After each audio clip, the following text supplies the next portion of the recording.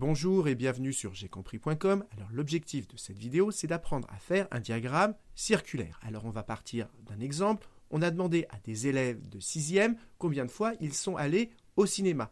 Et il y en a 10 qui ont répondu 0 fois, 30 qui ont répondu 1 fois, etc. Et on vous demande de représenter ces données par un diagramme circulaire. Alors déjà, ce qu'il faut comprendre, un diagramme circulaire, comme son nom l'indique, ce sera un diagramme en forme de cercle, entre guillemets, de gâteau. Et dans ce gâteau, on va faire une part pour les 10 élèves qui sont allés 0 fois au cinéma, on va faire une part pour les 30 élèves qui sont allés 1 fois au cinéma, une part pour les 18 élèves qui sont allés 2 fois au cinéma, etc.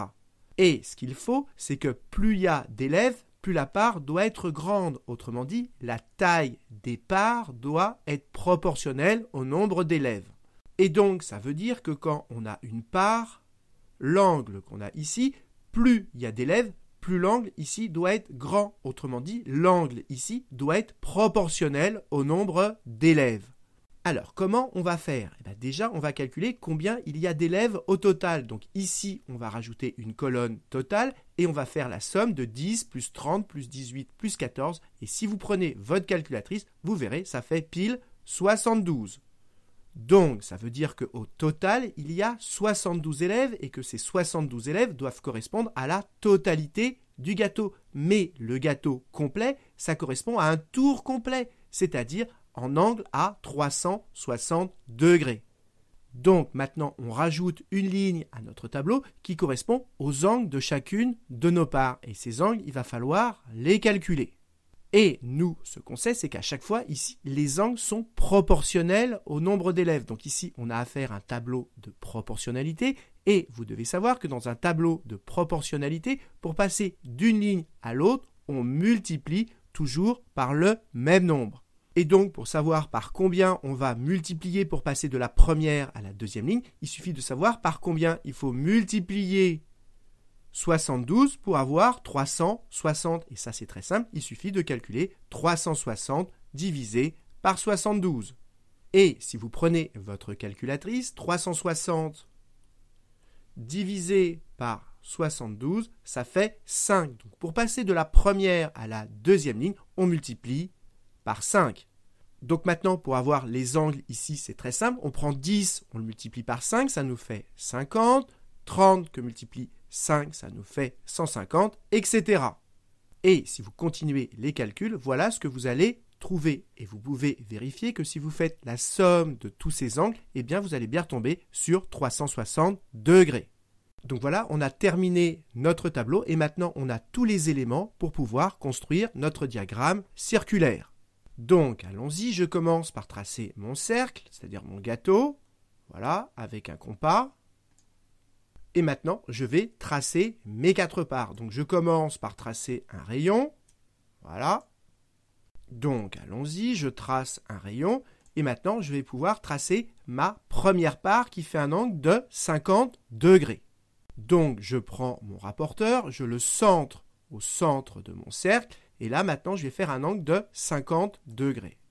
50 degrés. Maintenant, je fais une petite marque ici. Voilà. Et maintenant, je vais relier ici à là avec ma règle pour avoir ma première part. Donc, allons-y. Je fais tourner ma règle. Voilà. Et maintenant, j'ai plus qu'à relier. Donc, allons-y. Je relie. Voilà. Et là, j'ai bien ma part qui fait un angle de 50 degrés.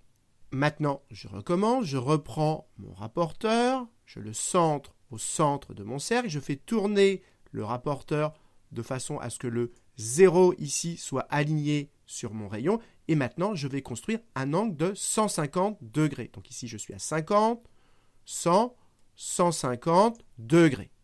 Maintenant, je fais une petite marque ici. Et maintenant, je n'ai plus qu'à relier pour avoir ma deuxième part. Donc, allons-y, je fais tourner ma règle. Voilà. Et maintenant, je n'ai plus qu'à relier. Donc, allons-y, je relie. Voilà. Et j'ai là ma deuxième part qui fait un angle de 150 degrés.